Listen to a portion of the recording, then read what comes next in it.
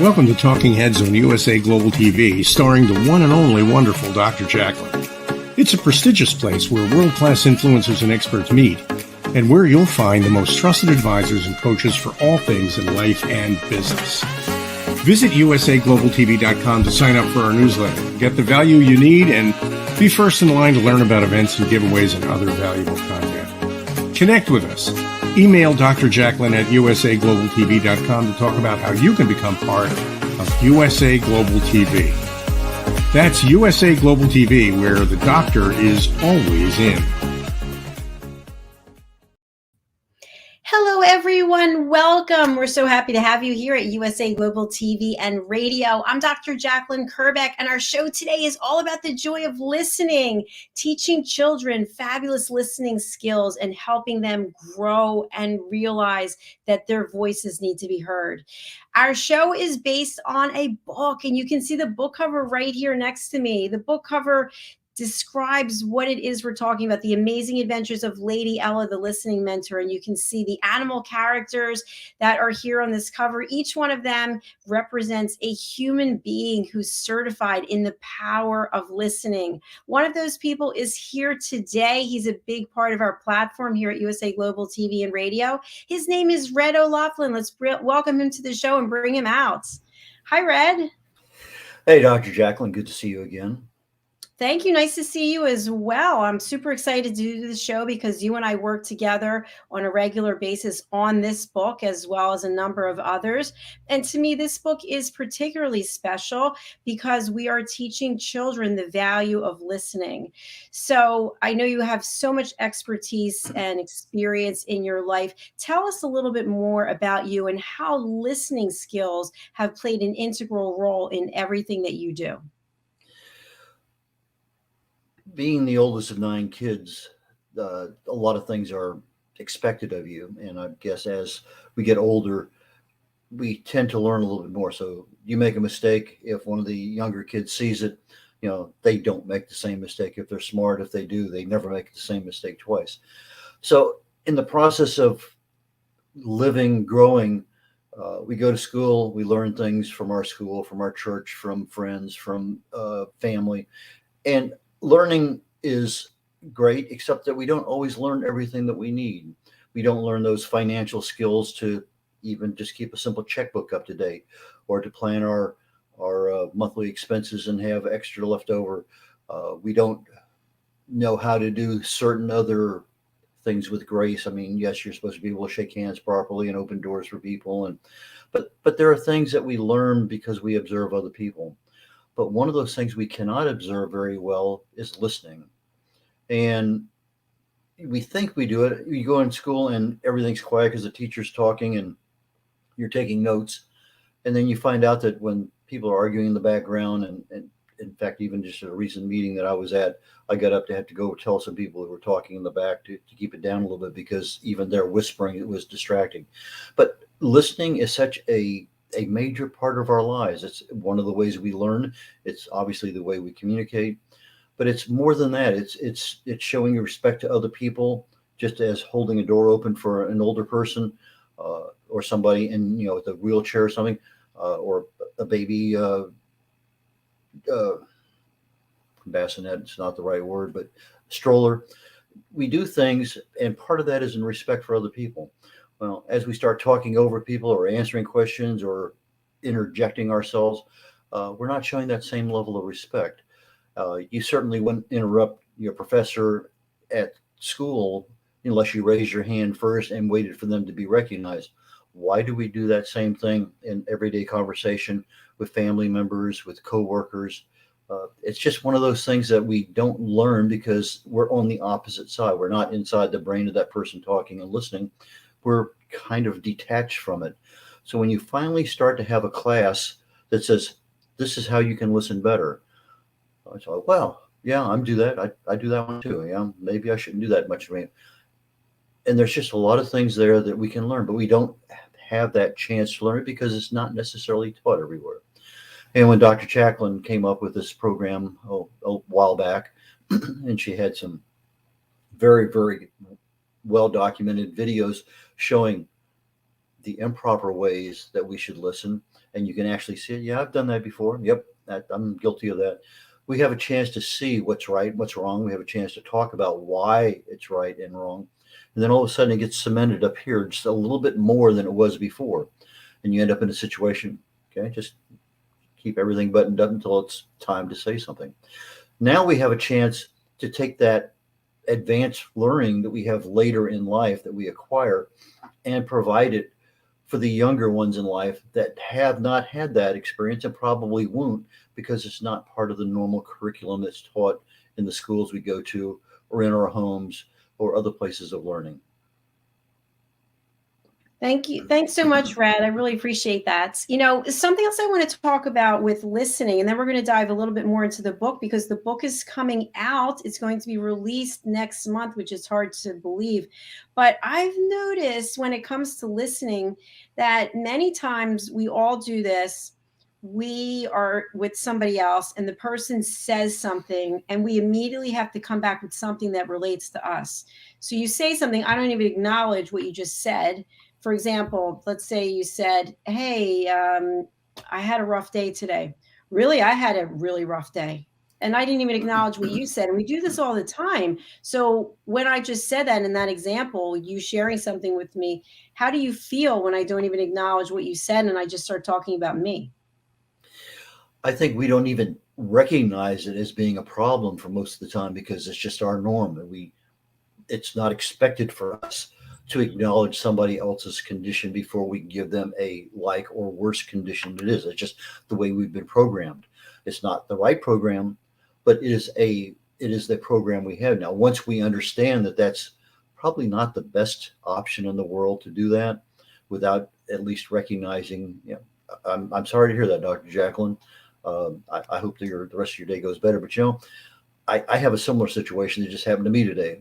That at least recognizes the problem, but that's not what we do. But as an advanced or elevated listener, you have the chance to do that. Now, it's not saying we do it every single time, because it's a habit, and we have to recognize. No, the first part's awareness. That's part of the training that we get, and then the action that we put into. I want to say something, but let's just not say it right now. Then, okay, what should I be saying? And I think we just don't learn by flipping on a light switch. It takes some more mistakes before we finally recognize it. So it's a continual learning. And that's kind of where we're at with your series of books and the programs that you offer. You have several programs on basic listening, and then elevated listening, and then kind of advanced listening, where it's more than just I hear you, because it's more than just I hear you. Yeah, exactly. Thank you. I agree with that. And something that I realized is, as we get more and more out there with other people and going to things and doing things, how many times someone might ask us how we're doing, and as we're giving the answer, they already walked away, or they're already talking to somebody else. Or you're sitting and having a conversation. I know you go to a lot of chamber events and networking events, and some people are always talking about themselves. They never even ask you a single question about yourself. Do you remember those encounters, and who's listening and who's caring and who's not? Well, generally, I walk up to a group and there's 2 or 3 people there, and there's a conversation going on, and you just kind of stand in the back listening. Is this kind of the group I want to be in right now? I really did want to talk to that person, and maybe she's not available right now, or he's involved with giving somebody something. And you wait, what's a reasonable amount of time, a minute or so, and if you get recognized, that's fine. But just in the background of watching everything, there are different dynamics that are going on. There is that person who wants to interrupt and provide their perspective. There's that person that's, but I did this and I did this, and I did this, and that they have that persona that they are the star attraction, and they don't need to be interrupted. So there are a lot of different dynamics going on. And if you just stand back and observe these little group dynamics, you'll see just about every single one of them there. There are some people who are respectful, that are closed mouth, tight-lipped, until it's time to say something, or unless somebody points at them and says, Dr. JACALYN, you haven't said anything in a while. Do you want to contribute? So again, it's our culture, and I don't think we see that same thing in some of the Eastern cultures. If I'm over in Japan or something, there's definitely a hierarchy between the elderly and the younger people. Even when you just say something, there's different words when you address somebody of a higher rank or an older chronologically. And so there's a respect in there that's built into the culture. We don't have that same thing. Yeah, if we had a senator or we had maybe a movie star or something like it, we show deference to them. But it's not the same thing as if we're listening to Uncle Harry and Aunt Betty, or Joe and Jim over here at work. It's we we start here with good intentions and we have a tendency to slide down until what's accepted in that level. And if we're the domineering personality in that level, it doesn't change because we don't know that we should change or we don't know how to make it better. It's just that's all we've ever done. But the answer to your question, yes, I observe it not as often as I used to. I think people are becoming a little bit more aware, especially in in-person networking events. You're not going to be successful if you're constantly talking. You're not networking, you're unnetworking because you're not allowing your ability to interact with people to be effective. Yeah, exactly. Thanks for sharing that. And I'm wondering, you're a father, and obviously you have conversations with other generations. When we are just speaking to our own generation, I think there's a difference than when we're talking to people who are younger or people who are older. What have you found in this regard? I think that there's probably a mid-range. I'm 76. Obviously, somebody who's 96, I'm going to give them deference regardless of whatever the situation is, just because they're my elder and they deserve that respect. But as I start going down to other people in their 60s, 70s, that's kind of my peer group. I go down a little bit further. I probably don't see any real difference until I get down into the maybe early 20s, teens. There seems to be a learning curve that's not quite there yet. And especially when we have perspectives. Maybe somebody's only lived in New York City all their life, and that's all they know. Or somebody's always lived in South Texas in a small farm community. That's all they know. And you have people like me. I've been to 61 countries. I have seen a lot of different things going on, and so you have the experience of being outside the United States and seeing what quote the real world is like. But just inside our own city, whether you're going to the grocery store, whether you're going to a movie, it doesn't matter where you're going, we're going to run into the teens, the 20s, the 30s, et cetera. They're there. And it's interesting to get behind a bunch of high schoolers at the mall, and there's 4 or 5 or 6 of them across, and they're all having a conversation at the same time. And it's almost impossible to get around them or in between them for a brief moment. And kind of just, okay, I just kind of listen and see what's going on. And they have their own language. They have their own things that are important. Are they listening? Yeah, they're probably listening to a lot of people talk at the same time, and they're picking things up and they're adding. But that's not the way we work later on when we're in our 20s and 30s. That's not the same dynamic. So yes, we see that deference paid to elders in, I think, most cases. Maybe the teenagers don't show it as well as somebody in their 30s. I think most people, by the time they get to their 30s, they pretty much defer to the older generation. In many cases, they look older, but they may not be that much older. But I think they really do. Thanks, Red. I appreciate it. Let's talk a little bit about the book now. So for people who are joining for the first time, whether they're watching or listening live or in the replay, the book cover is, to me, really the first place where we start to understand what's going on. We've got 2 fences, and we've got an owl up in a tree, and we've got a cow on one side with a farm, and then we've got other animals that are on the other side. And so you are one of the animals here in this cover. Can you please tell us about your animal character, which one it is, and how you decided on this one, and anything about your particular animal that you want us to know about? I obviously, my name is Red. I used to have a lot of red hair. 8 out of 11 in my family are redhead, a fairly dominant gene, even though it's not a dominant gene in real life. But I wanted something that was red. And when you get into the animal world, there's not very many animals that are truly red. You may find some parakeets or no, parrots that have a predominant red color.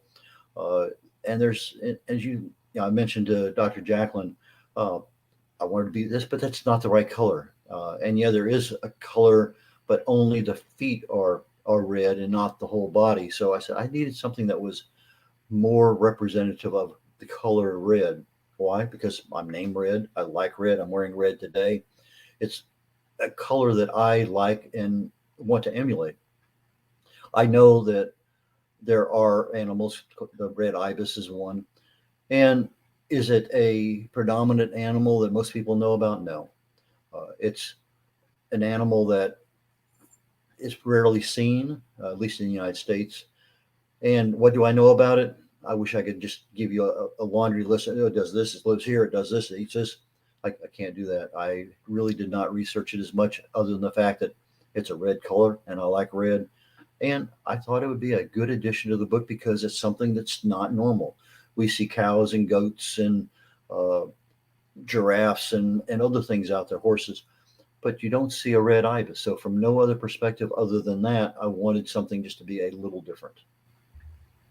Thank you. And red ibis is very unique, as I shared with you when you told me this was going to be your character. I was not familiar with the red ibis, but the red ibis does very well with the other animals.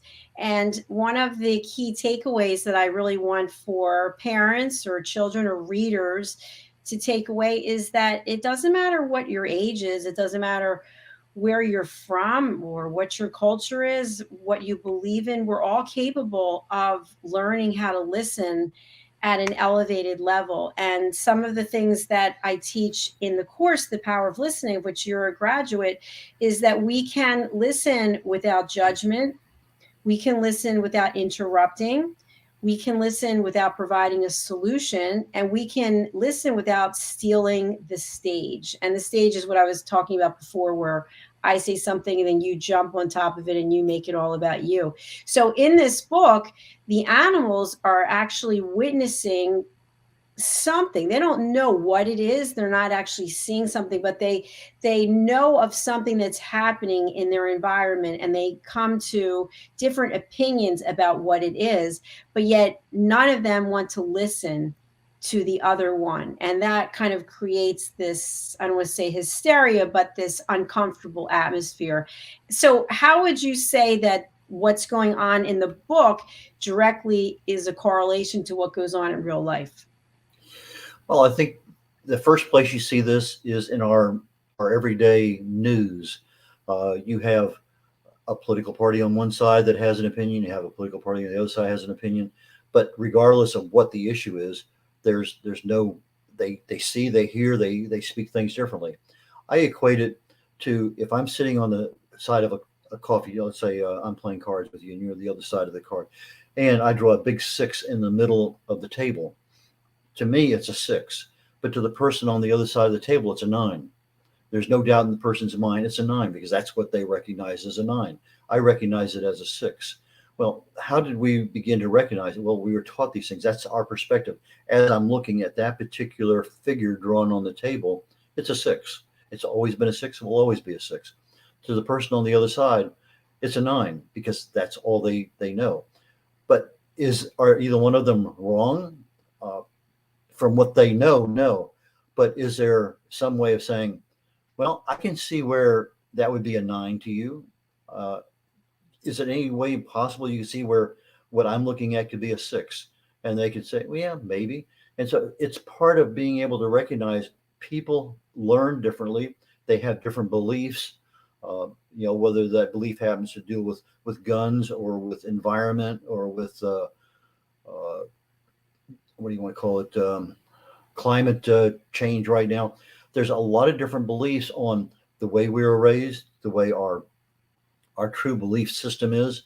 And if our belief system isn't challenged or says, well, what if it's this? Well, I never considered that. I don't believe that. Well, what if it was? And it's very difficult for us in many cases to have an intelligent conversation with somebody who is very closed-minded. And if they're closed-minded on that, they're going to be closed-minded on their hearing, their seeing, their speaking. and it's very difficult to crack into that shell. But now, is gun control a good thing? Is capital punishment a good thing? Is whatever it is, pick the topic that has a lot of climate change. There's a lot of things out there that says, well, I believe it because of this. Well, I don't believe it because of this. It's difficult for people to have a conversation and not get emotionally involved with it. But if you are a listener and you say, well, Dr. JACALYN, tell me why you believe what you believe. I mean, I can understand that some people do it, but I don't understand how you came to that conclusion. And you tell me, and you tell me, and you tell me, and I keep my mouth shut. Okay, finally. And if I could reiterate what you said you believe it because of this, this, and this, and you'd say yes, then I would have a chance. I said, would you mind if I told you why I believe? Because I've already listened to you. I've given you that respect. And that might go a long way in the fact that I'm willing to be quiet and to ask you for the details that you're not giving me so that I better understand your perspective. Okay, it's a 9 in your world, but you can see it's a 6 in my world, and we can both live with that difference because it's not affecting anything beyond this card table. Obviously, other issues out there, whether it's the environment or some other political topic, it does have some major cost benefits and other things out there from things that we don't even want to get involved with. But again, if we're not listening to the other person and understanding the shoes they're standing in, the journey they took to get there, and all we're doing is, well, I don't believe you. This is what I believe.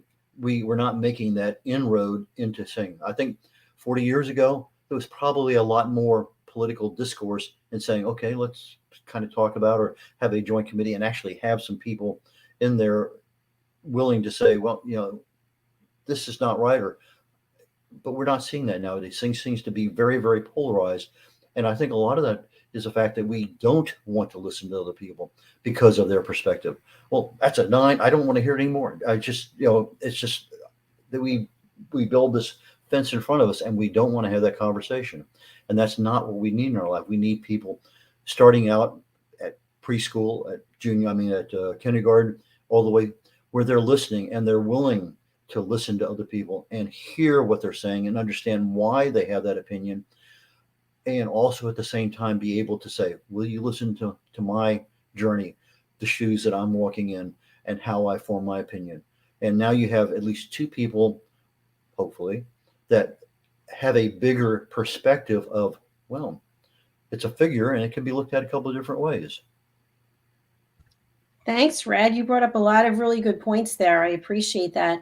And to me, I've always been curious about other perspectives. And that's what I really like in other people as well, that even though somebody feels very strongly about something, they're interested in how somebody else feels. It doesn't mean they're going to change, but as the other person is sharing, they're actually curious and listening. It's not that they're waiting for that second when the person finishes so they can say, you're ridiculous, I don't agree with you. Oh, and they start labeling and judging. And I feel like if we learned as human beings how to just be curious and be interested, wow, what is that person's perspective? What can I learn from that? I feel like learning is key. Well, we see this all the time just in food. I love to cook. I love to experiment. I watch a lot of cooking shows and cooking competitions. One of the things I don't like are pickles for whatever reason, just not part of my life. As a younger person, I didn't like anything spicy. I moved to New Orleans, got a chance almost every single day of my life to have some level of heat in any food that I ate outside of my house. Nowadays, I rarely cook without some level of spice. But we see this all the time in the foods. Well, I'm not going to eat that. You don't even know what it tastes like. Well, these perspectives. Well, I grew up on all this. That's what I've eaten since I was a kid. Well, that's fine, but that's not what I want. It's not my texture. It's not my taste. But I understand that for 30 or 40 years, that's all you've eaten. That's what you like. Well, would you like to try some of this over here? Nope. That's to them what do you call it, a snail, escargot, or a snake or something. It doesn't matter. Something that's you're not outside of the normal range of what we eat. I mean, there's certain things that I understand why people like them. I like certain foods. My wife likes other foods. There's not always a unanimous choice in the middle. We have a lot of accepted foods that we have together. But if she wants to have her particular cultural food, great. I'm there. I'll sit there and I'll watch her eat it. I'll be happy for her eating it. But it's not something that I want, and she does likewise. If I want something, well, I'll just have a drink and you just enjoy your meal. And so we see these things in our culture in ways we don't even recognize them. And I think food is one of those ways that it's like listening. We have our preformed opinions, we act on them, and unless somebody forces us to take a taste of this, don't, please, you would really honor me if you did. Or if you get in a cultural situation that you can't not accept that gratitude and you have to taste something, then you're in a position, oh, that didn't taste so bad. Looks terrible, but it didn't taste bad. So I think we have a lot of avenues, even just outside our normal communication zones, that we can actually improve our lives through listening and through taking the same traits that we learn and becoming a better listener and applying it to other areas of our life. Yes, absolutely. And I love the fact that you brought up food as an example, because it's so true. Whatever it is that we're doing, like I like to put mustard on pizza, for example, which might sound crazy. And I get a lot of abuse about that from people, but I've been doing it since college. And, if you haven't tried it, how do you know, right? So I think that we keep an open mind and just be like children. Children are always in discovery mode. They're in the mode of curiosity, and they just are so open. And then at some point we become so closed off. And if you think about how we age, you see people with like a big hump in their back because they're leaning forward as opposed to just being open. And why are we looking at the ground when we're walking? We don't do that. You know what I'm saying? It's what happens that all of a sudden we just become so guarded and so closed off, even with our communication. I'll take fish. I don't like fish that tastes like fish or smells like fish. But there are so many fish out there when properly prepared. Taste wonderful. They don't taste like, so they have no smell of fish. They may have a different texture. They may have a different taste than or beef or hamburger or whatever, but they actually are very, very good. But you can also take and prepare that exact same fish, overcook it. Now it's dry. Why would somebody want this? And so it's not what it is. It's a lot of the preparation and other ways of doing so. Food is one of those that you prepare it this way. Well, I always like my burgers rare. Well, I like mine well done. And there's always going to be differences of opinion. But whether somebody has a rare burger or a well done, we don't care. It's that we accept that. But we don't accept that same diversity of opinion, diversity of perspective in other aspects of our life. We should, but we don't. I mean, if you happen to have, let's say, a family member who is hardcore this political party and two or three others that are hardcore the other, and they never speak to each other because of their political beliefs, that's not the way to have a relationship. Recognizing the differences is fine. There are so many things we can talk about that don't deal with politics, just as we can talk about so many things that don't deal with food. We can talk about a number of topics that are neutral to either side. And I recognize the fact that your perspective I don't agree with, don't need to go there. I know that if I do, it's going to be a problem. It's not something we're going to solve between the two of us within our lifetime. Fine. But I recognize that difference. And, what do you think about those Astros? There are certain things that we do agree upon. And whether it be a sports team or a movie star, a movie, TV show, there are things out there that we can communicate on and keep a good relationship with others.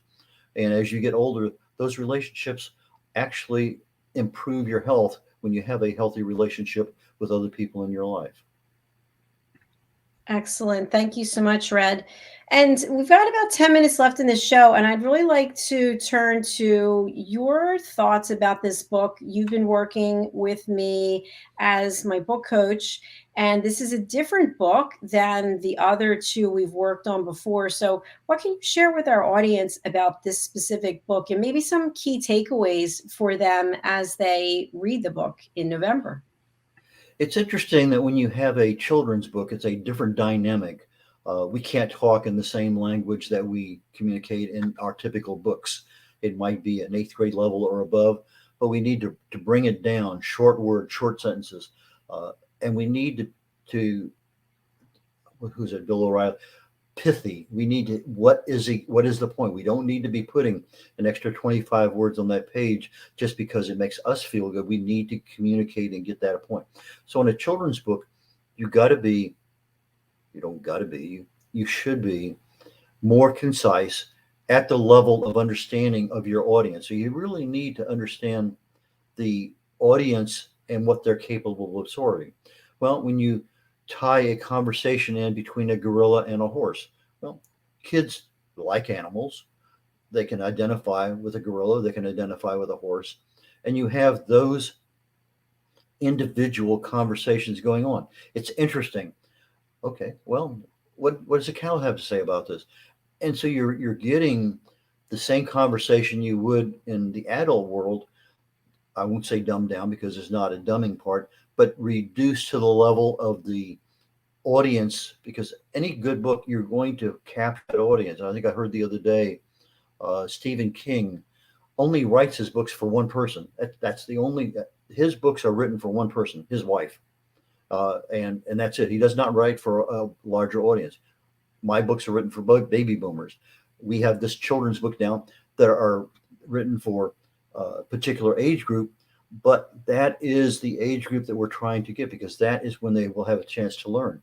So as a dilemma occurs in the jungle or in the barnyard or in the farm, this thing, it's not viral, but it goes from this animal to this animal to this animal to this animal. And what do you hear? What? And we have this conversation going on. Nobody really knows what's happening. And we have a wise being, the Lady Ella, that is the coordinator and gets I want to know more. Let's go talk to this one. Well, the wise old owl. Let's go.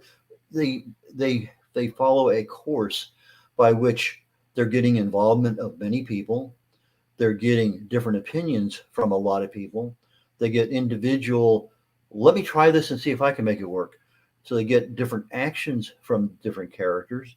And each one is within the realm of that particular animal's ability to add to, in this particular case, the drama at the moment. It's not super drama, but it's enough to keep the audience in.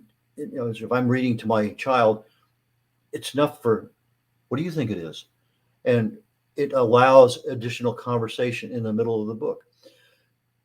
The individual characters, as they get together and they start, I want to know more. So they kind of gather together and they go in a, not necessarily a herd, but a group. They have that innate feeling. I need to know what's really happening. That person heard that person, what's going on? And so we have this basic question in our brains: what's making the noise? And then when they finally get to the solution, other dynamics enter and a new drama occurs that needs to be resolved. And that's part of the learning of this book. I'm not going to give away the key part of that because I think it's a very good lesson learned. But as we get through, we have individual lessons and we have a combined lesson at the end. We have a good solution, all within the realm of, a 5 to 8 or 9-year-old, their ability. And they say, okay, the horse and the cow, there's just so many things there that makes it easy to understand because it's in the vernacular of their understanding. So I think you did a marvelous job of taking a key issue. What did you hear? Well, I heard this. Well, what did you hear? I heard something different. And well, we really need to resolve this. Like the sky is falling. We have a problem. We need to get to the end of that problem. And it's not something you want to stop because I can visually see, let's stop now for the night. It's time to go to bed. No, we need to go further. And I can see, a 5 or 6-year-old saying, we need to get to the end of the book. It's just that capturing of the problems there. What can we do about it? And this is one of many problems that we discussed earlier when we're talking about people interjecting here, there, and yonder. This is kind of a basic problem in listening. And I think it's a marvelous, super marvelous way of being able to uncover that problem in a systematic way and saying, at the very end, here's the solution. This is what we should be doing. And everybody shakes their head yes. Thank you, Red. And I also want to give a shout out to my co-author, Mariska Duprier. She's in New Zealand, hopefully sleeping blissfully right now. And as we close out, Red, you really do help first-time publishers. You've also recorded a series on Talking Heads about how to publish a book for free. What else can you share with people who are interested in getting started with book publishing and how you can help them? There's a number of ways of writing a book. Obviously, you can sit down there and write it longhand. It still has to be converted to some kind of text. I had a guy the other day saying, my uncle from 50 years ago left me this and it's all handwritten. How can you take this handwritten book and get, well, that's a very difficult problem. But for most of us, we'll sit there and type up something and we have a text. But when you're typing, your brain is not necessarily coordinated as quickly.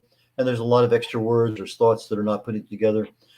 And so most people say, I can't do it. In fact, I think the average in the United States is about 2 to 3% actually accomplish something that 80% of the people at one point in time in their life says, I really ought to write a book. Or somebody says, you have a book in you. And you say, yeah, maybe I do, but I can't do it. There are a lot of ways of writing a book. We're talking right now. The show is being recorded.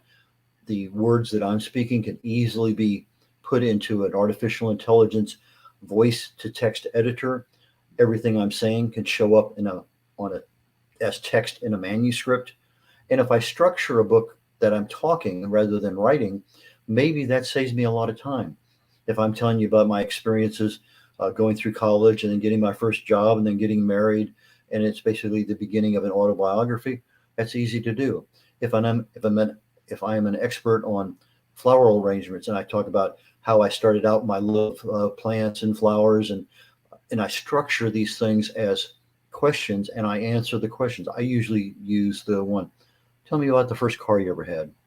There are things that we can tell you anything you want to know about easily if we're answering a question, especially if we know the question in advance.